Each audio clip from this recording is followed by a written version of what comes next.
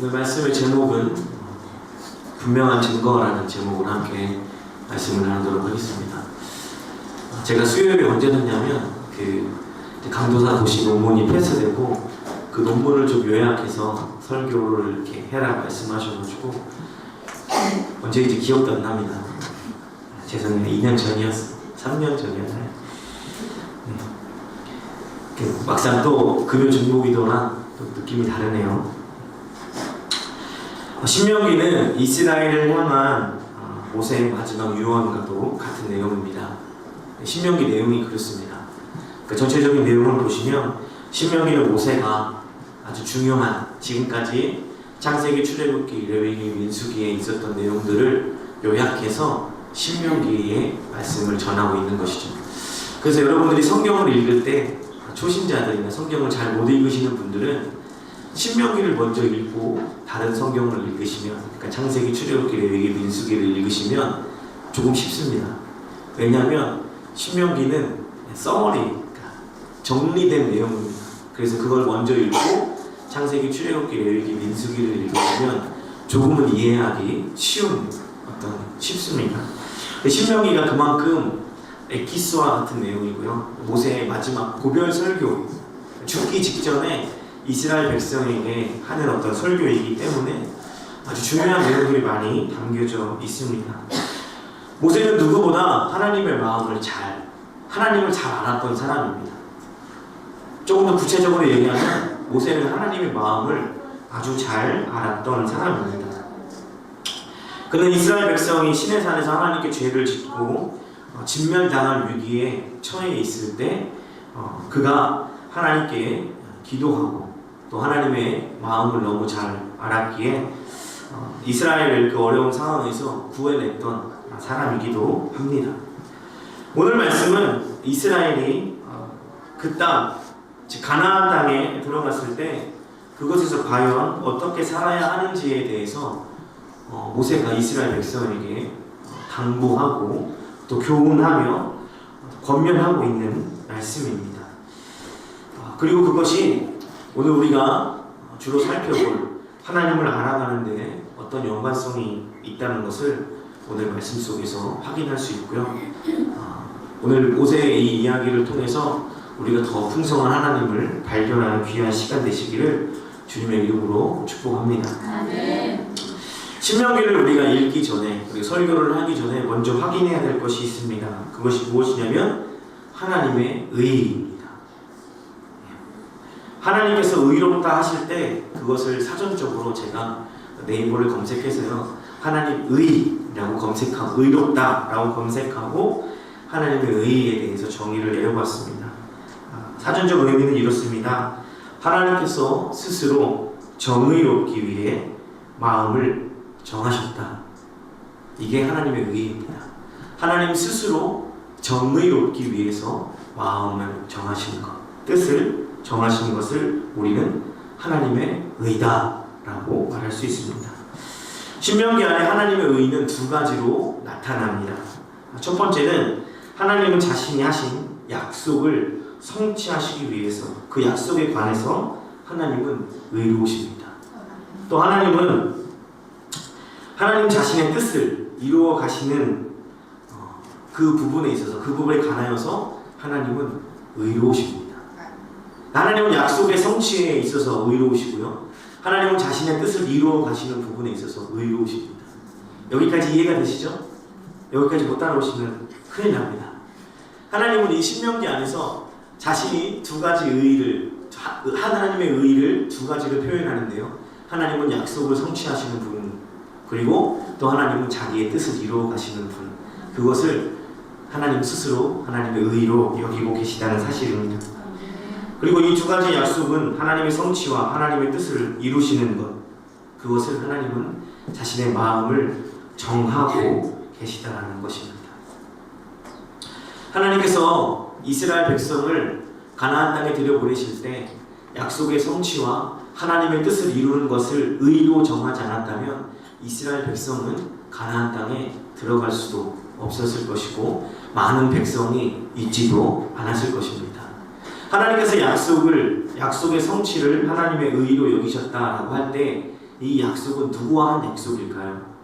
아브라함과 이삭과 야곱과 하신 그 창세기 15장에 내가 적과 꿀이 흐르는 땅으로 너희를 보낼 것이고 많은 민족을 너희에게 주겠다라고 했던 그 아브라함과 하셨던 약속을 이 신명기 안에서 하나님이 의롭다 하실 때 여전히 하나님께서 그 약속을 지켜가고 계시다라는 이야기입니다. 또 하나님의 뜻이 이루어진다라는 것들은 무엇으로 확인할 수 있을까요?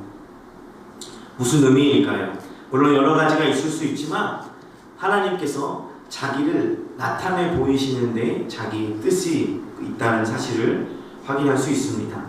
하나님께서 이 세상을 창조하실 때 왜 이 세상을 창조하셨다고 여러분들은 생각하십니까?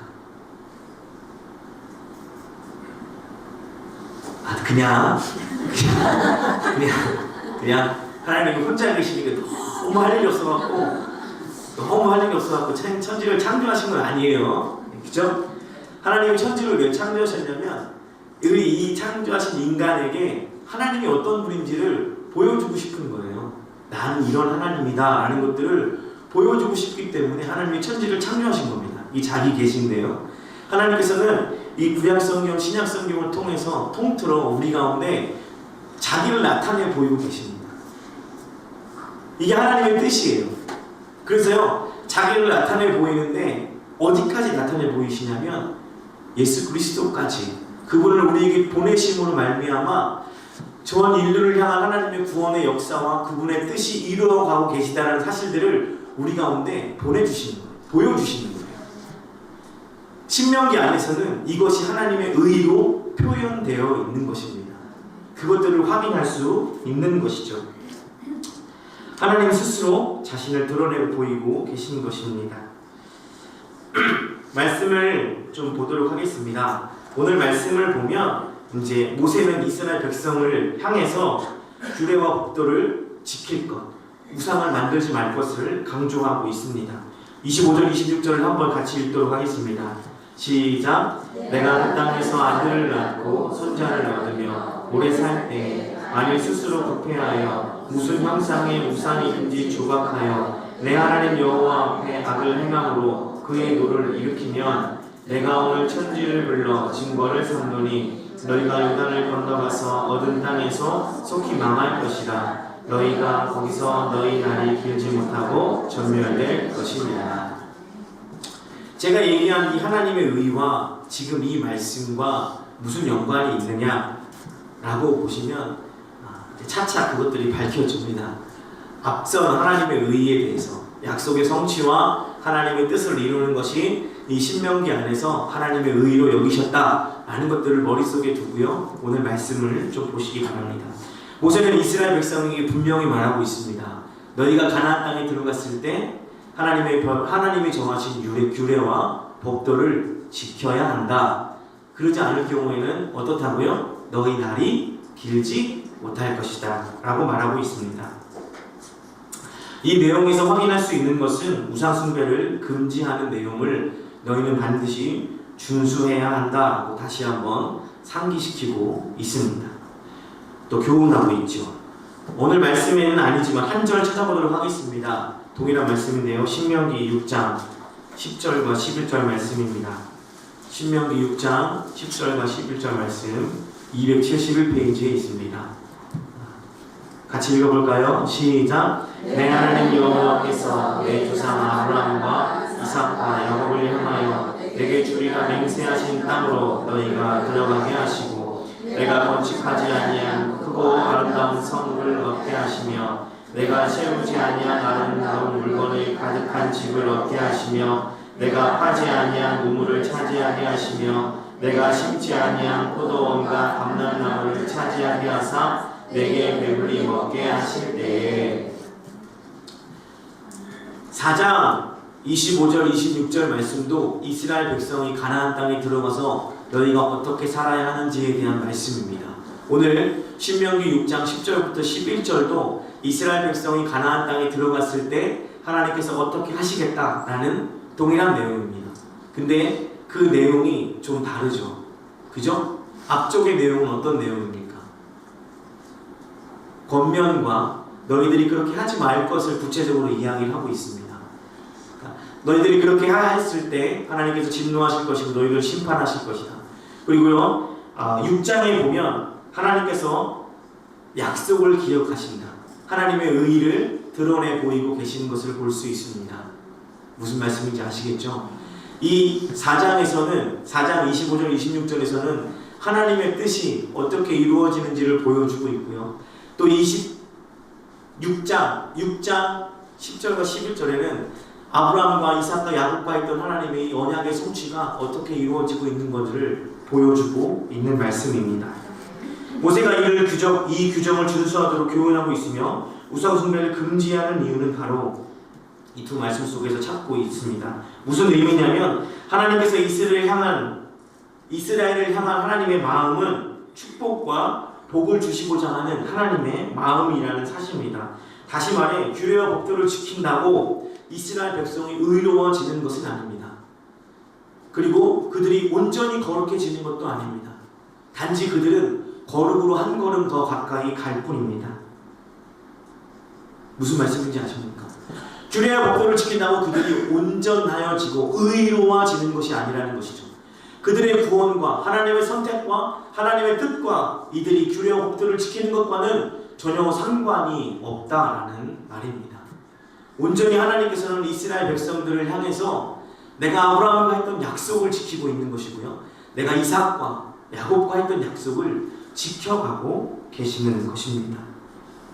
하나님의 택함받은 백성으로서 자연스럽게 이 규례와 법도를 지키는 것이 마땅한 것이지 너희들에게 이것을 지킨다라고 의의가 되거나 구원의 플러스 알파가 된다라고 성경은 말씀하고 있지 않다는 것입니다. 이런 모습은 우리의 삶과도 동일해야 합니다. 택함을 받은 백성으로서 우리도 이렇게 살아야 합니다. 우리가 규례와 법도를 지킨다고 하나님의 율법을 지킨다고 우리가 거룩해지는 것이 아닙니다. 우리가 하나님의 구원의 플러스 알파를 할 수 있다고 생각하지 마십시오. 틀린 것입니다. 하나님은 온전히 예수 그리스도를 말미암아 구원을 이루어 놓으셨습니다. 하나님을 믿는 백성이 마땅히 그의 택하심으로 말미암아 그의 구원하심으로 말미암아 이렇게 살아가는 것이 자연스러운 것이라는 것을 오늘 성경은 말씀하고 있습니다. 그 자연스러움이 하나님의 마음을 하나님의 뜻을 더욱더 깊이 우리가 깨달을 수 있는 것입니다. 하나님께서 허락하신 규례와 법도를 지킴으로 축복을 주시려고 한다고 말씀드렸습니다. 여러분들에게 질문하도록 하겠습니다. 규례와 법도를 지킬 때 큰 복을 받는다는 말과 지키지 않을 때의 저주를 받는다는 말 중에 어떤 말이 먼저 생각이 나십니까? 규례와 법도를 지키면 너에게 큰 축복이 있을 거야. 규례와 법도를 지키지 않으면 너에게 저주가 있을 거야. 그 두 말 중에 어떤 말이 더 기억에 남으십니까? 저주가 기억에 남으십니까? 축복이 기억에 남으십니까? 어떻습니까? 우리는 우리에게 뭔가 잘 되는 걸 더 좋아합니다. 여러분들 혹시 하나님의 말씀이 두려워 하나님의 말씀을 상고하며 성경을 읽을 때마다 저주의 마음으로 달달달달 떨면서 하나님의 말씀을 읽으십니까? 우리는 그렇게 요한계시록 그 무서운 요한계시록을 읽으시면서도 이게 뭔 말인지 이해가 안 돼서 답답할 뿐이지 사실은 그 말씀이 무서워서 나에게 다가오지 않죠. 이게 무슨 말을 드리고 싶은 거냐면 인간의 본성이 그렇습니다. 우리가 잘 되고요 축복받는 말씀이 더 나의 귀에 잘 들어오죠. 사실은 내가 저주받고 너희가 하나님 말씀을 지키지 않으면 저주받는다 이 말씀이 우리 가운데 더 잘 들어오지는 않습니다.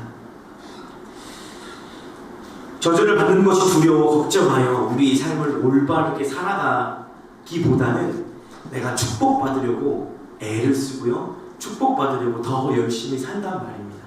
무슨 말씀인지 아시겠죠? 우리가 하나님의 말씀 그러니까는 신명기 4장 25장 26절의 말씀을 보면서 이스라엘 백성들이 너희가 그 땅에 들어가서 하나님의 말씀을 지키지 않을 때에는 날이 길지 못하고 내가 그 땅에 너희를 전멸할 것이다. 이스라엘 백성이 이 말씀에 두려워하여 가나안 땅에 들어가서 올바르게 사는 것이 아니라 6장 10절 말씀, 11절 말씀처럼 너희가 가나안 땅에 들어가면 하나님께서 짓지 않는 집을 줄 것이고 기경하지 않는 포도원을 줄 것이고, 이 말씀을 믿고 이스라엘 백성이 살았단 말입니다. 이 말씀이 우리의 지금 신앙으로 보면 기복신앙입니다. 내가 하나님 앞에 복받기 위해서 뭔가 열심히 살고 열심히 일하고 열심히 신앙생활하는 것, 이것을 기복신앙, 기복주의라고 하는 겁니다. 우리의 삶 속에 하나님의 뜻이 이루어지기를 기대하며 살아가야 함에도 불구하고 하나님께 축복받기 위해서, 더 잘되기 위해서 우리는 그 하나님의 의로우신 약속을 붙들고 살기보다 내가 더 열심히 해서, 내가 더 힘써서 하나님을 믿어서 그 복을 쟁취하려 한다는 것이죠. 우리의 본성과도 같은 모습들입니다. 그런데 하나님께서는 오래 참으심과 긍휼하심을 우리 가운데 여전히 베풀고 계십니다. 우리는 그런 하나님의 축복을 받으려고 하나님을 이용하는 것처럼 보일 수 있습니다. 그럼에도 불구하고 하나님께서는 지금도 여전히 끊임없이 우리를 긍휼히 여겨주시고요, 참아주고 계시고요, 오래 기다리고 계시다는 사실들을 우리는 성경을 통해 알고 있습니다. 우리는 우리의 욕심을 채우기 위해서 하나님을 이용하고 있을 수도, 또 그렇게 시도하고 있을 수도 있다는 사실들을 우리는 확인해 봐야 합니다. 우리를 축복하고 싶어서 하나님의 마음을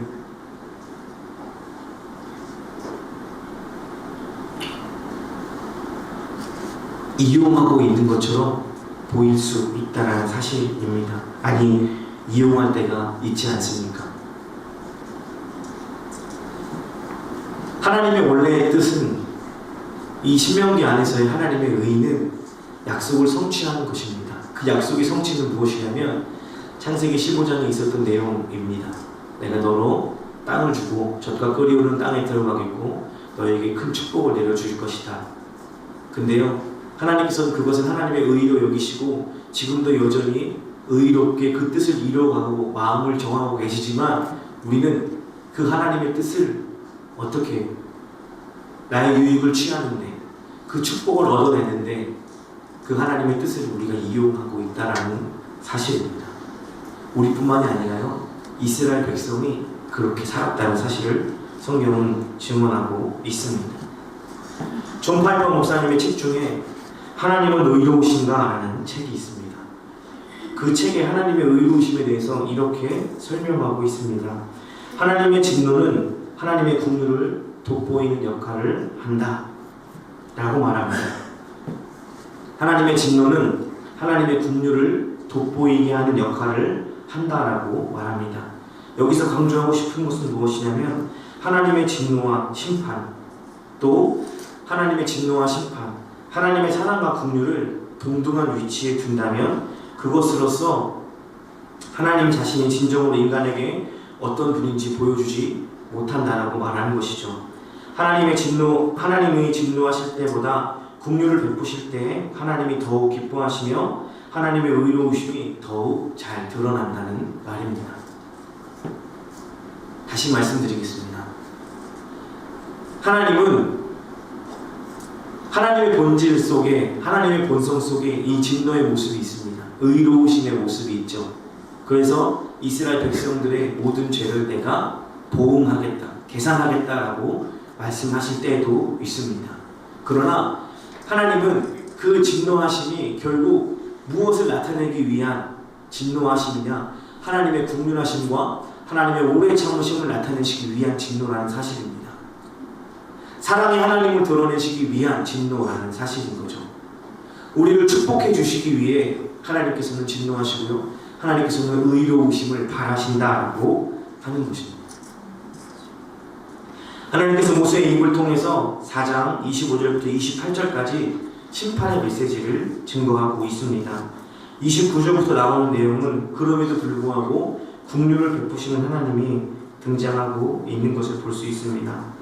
말씀을 확인해 보시면 25장을 보시면 내가 노를 일으키시겠다 라고 말씀하시고요, 26절은 천지를 불러 증거를 삼는다. 망할 것이고 진멸될 것이다 라고 말씀합니다. 또 27절에 보시면 흩으실 것이요 쫓아내 보내실 것이며 민족 중에 남은 수가 적을 것이다 라고 성경은 말씀하고 있습니다. 점점 더 하나님의 진노가 강해지는 것을 볼 수 있습니다. 그러나 그것이 하나님의 진심이 아니라 29절부터 나타내고 있는 하나님의 긍휼하심과 의로우심과 신실하심이 진짜 하나님이 이 말씀 속에서 우리에게 하고자 하시는 말씀입니다. 29절에 보시면 찾으면 만나리라. 30절에 보시면 여호와께 돌아오리라. 31절에 보시면 여호와는 자비하신 하나님이시라. 그가 너를 버리지 아니하시며 내 조상들에게 맹세하신 언약을 뭐하시리라? 잊지 아니하시리라. 네. 오늘 4장 25절부터 31절까지의 말씀 속에서 하나님께서는 이스라엘 백성이 가나안 땅에 들어가서 너희가 저주를 받을 것이고 너희가 그 땅에서 하나님을 배신할 것이다 라는 것들을 말씀하고자 하시는 것이 아니라, 그것도 물론 말씀하는 것입니다. 그러나 정말 하나님께서 말씀하고자 하시는 뜻은 29절부터 31절까지 내가 그럼에도 불구하고 뭐하고 싶다? 너희를 축복하고 싶다. 오래 참고 있다. 긍휼하다. 나는 사랑의 하나님이다.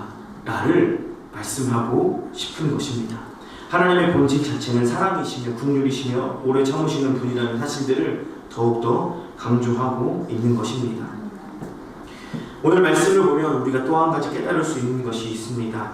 모세는 이스라엘 백성의 실패, 그들이 가나안 땅에 들어가지도 않은 상태임에도 불구하고 이스라엘 백성의 실패를 언급하고 있다는 사실입니다. 그 대표적인 문장이 25절에 보면 너희가 스스로 부패하여 라고 말씀하고 있습니다. 이 원어를 살펴보면 너희가 스스로 타락할 것이다 라고 말합니다. 부패하여는 타락하여로 해석할 수 있습니다. 이 말씀이 어디에 먼저 등장을 하냐면 노아의 홍수 시대에 등장을 합니다. 창세기 6장 11절부터 12절을 보시면 제가 읽어드리겠습니다. 그때 온 땅이 하나님 앞에 부패하여 포악함이 땅에 가득한지라 하나님이 보신즉 부패하였으니 이 땅에 가득한지라 라고 말씀하고 있습니다. 이스라엘 백성들이 가나안 땅에 들어가서 우상을 만들고 스스로 부패하는 일은 마치 노아의 홍수 시대의 그 패역함을 따라하는 일이다 라고 모세가 이스라엘 백성에게 이야기하고 있는 것입니다. 그랬을 때 하나님의 심판을 피할 길이 없다는 것을 오늘 말씀하고 있는 것이죠. 이스라엘의 역사를 보면 거룩하고 하나님의 규례를 지키며 하나님의 법도를 지키려고 애썼던 시간보다 하나님께 부패하고 하나님의 진노를 샀던 모습들이 더 많음을 우리는 역사 속에서 알 수 있습니다. 더욱 놀라운 것은 우리가 살고 있는 지금 이 시대가 여러분들이 생각하기에 그 과거 이스라엘 백성이 살았던 그 시대보다 더 낫다고 생각하십니까? 아니면 더 악하다고 생각하십니까? 오늘 말씀이 우리에게 권면하고 있는 것은 그것입니다. 너희가 가나안 땅에 들어가지도 않았을 때 모세는 이스라엘 백성에게 실패를 말했습니다. 그 부패함과 패역함과 하나님을 거스르는 것과 죄악된 정도에 관해서 이스라엘 백성의 때보다 지금이 낫지 않습니다. 주님 앞에 우리가 무엇라 말할 수 있겠습니까? 과연 그때가 지금보다 낫냐? 라고 말할 때 우리가 과연 무엇라 이야기할 수 있냐는 말입니다. 여기 계신 분들은 오늘 신명기의 말씀처럼 스스로 아무 우상이든지 만들지 않고 계시는 분들입니까? 자녀이든 아니면 건강이든 아니면 돈이든 그 어떤 우상이든 내 안에 들키지 않게 숨긴 채 살아가고 계시지 혹시 않습니까? 정말 간절히 부탁드리는 것은 내가 하나님보다 더 사랑하는 것이 무엇인지 늘 발견하셔서 제거하는 일을 쉬지 않기를 부탁을 드립니다. 오늘 모세가 이스라엘 백성이 가나안 땅에 들어가지도 않았음에도 불구하고 너희가 그 땅에 들어갔을 때 이렇게 될 것이다 라고 말한 이유는 무엇입니까? 조심하는 것이죠. 그 땅에 들어가서 그렇게 살지 않기를 바라는 마음으로 모세가 하나님의 마음을 전한 거죠. 야, 네가 몇 년 후에 아플 거야 라고 이야기를 해줬다고 예를 들어보면, 그럼 여러분들은 어떻게 하시겠습니까? 몇 년 후에 아플 거기 때문에 지금 막 대충 살고 대충 이렇게 사시겠습니까? 아니죠. 몇 년 후에 아프지 않기 위해서 지금 내 몸을 더욱더 잘 간수하고 내 몸을 더욱더 건강하게 만들겠죠. 오늘 하나님께서 이스라엘 백성이 가나안 땅에도 들어가지 않았음에도 불구하고 오늘 말씀 속에서 이렇게 이야기하고 있는 것은 무엇이냐면, 너희가 들어가서 하나님의 말씀을 더욱더 의지하고 하나님께 더욱더 붙어 있으려고 애를 써라 라고 말씀하고 있는 것입니다. 오늘 말씀을 우리의 삶과 어떻게 연결시켜야 할까요? 우상을 제거하고 하나님의 정하신 규례와 법도를 지키며 살자! 틀린 말은 아닙니다.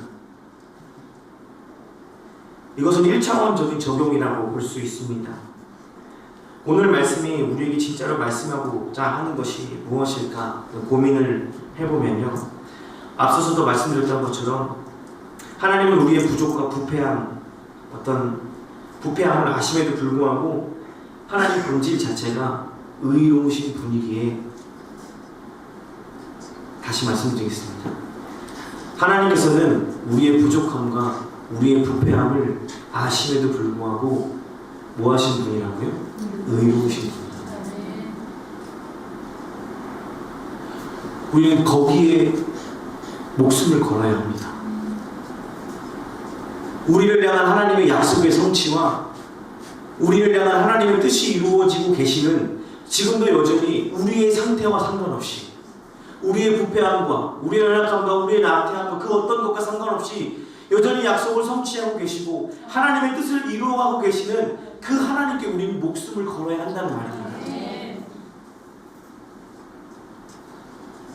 우리가 하나님 앞에 간절히 기도할 수 있는 이유는 어디에 있습니까? 먼저는 그분이 우리의 아버지이기 때문에 그렇습니다. 오늘 말씀의 근거에 보면 우리가 하나님 앞에 간절히 기도하며 간구할 수 있는 근거는 하나님은 의로우시기 때문에 그렇습니다. 여전히 우리를 위해 오래 참고 계시기 때문에 우리가 하나님을 붙들 수 있는 겁니다. 우리가 하나님 앞에 얼마나 간절합니까? 여러분, 하나님 앞에 얼마나 간절하십니까? 우리가 말씀을 확인했던 것처럼 우리가 노아의 홍수 시대보다 더 낫다라고 이야기할 수 있는 것들이 몇 개나 있습니까?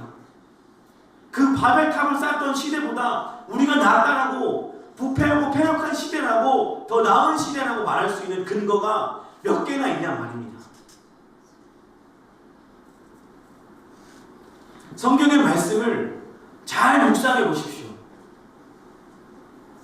하나님의 의로우심과 하나님의 그 약속의 성취와 하나님의 뜻은 여전히 지금도 끊임없이 우리를 향해서 이루어져 가고 계십니다. 우리는 그걸 붙들어야 합니다. 내 자녀를 위해서, 믿지 않는 나의 가족들을 위해서, 구원을 위해서, 나의 축복이 아니라요, 내가 더 잘되고 잘 먹고 잘 살기 위해서 하나님의 의의를 붙잡아야 하는 것이 아니라, 그분의 약속의 성취와 그분의 뜻을 붙잡아야 하는 것이 아니라, 이 패역한 시대, 이 부패하고 타락한 시대에 우리가 붙잡아야 할 것이 그것밖에 없기 때문에 우리가 하나님을 붙잡아야 하는 것입니다. 오늘 신명기 4장 25절부터 31절까지 그걸 이야기하고 있는 겁니다. 하나님께서 분명히 이스라엘 백성을 망하게 하셨고 그들을 흩으셨습니다. 거기서 끝났다면 하나님은 의로우신 분이 아니시죠. 왜요? 하나님 아브라함과 하셨던 약속이 분명히 있기 때문에 그렇습니다. 그러나 그 망한 이스라엘을 70년간 이방 땅에 두시고 다시 그 이후에 이스라엘 백성을 모으는 것을 볼 수 있습니다. 그리고요, 우리에게 예수 그리스도를 보내주심으로 말미암아 모든 것을 이루어 주시는 하나님의 그 약속과 성취를 이루고 계시는 분이심을 우리는 말씀을 통해, 우리의 삶을 통해 확인할 수 있다는 사실입니다. 우리가 하나님의 바짓가랑이라도 붙들고 하나님께 간절히 간구하며 기도해야 할 것은 내 안에 꼭 다른 우상을 섬기고 있지 않은지, 나의 가족들이 하나님 외에 다른 어떤 가치관을 붙잡고 살고 있지 않은지, 내 마음속에 하나님보다 더 사랑하는 것들이 있는지 우리는 그것들을 확인해 봐야 합니다. 사랑하는 성도 여러분, 말씀을 마치며 지금도 여전히 우리는 죄인입니다. 여전히 우리 마음속에는 하나님보다 더 사랑하는 것들이 있을 수 있습니다. 하나님이 그것을 모르는 것이 아닙니다. 그런데요, 하나님은 그것으로 우리를 심판하고 멸망시키고자 하는 것이 아니라, 그것이 하나님의 본래의 뜻이 아니라 우리를 구원하시고 하나님의 백성으로 삼으시며 하나님의 자녀로 삼고자 하시는 것이 하나님의 본래의 뜻이라는 사실입니다. 그래서 우리는 하나님을 의롭다라고 말할 수 있는 것입니다. 이런 하나님을 제대로 알고 이런 하나님을 더욱더 붙잡으시며 살아가시기를 주님의 이름으로 축원합니다.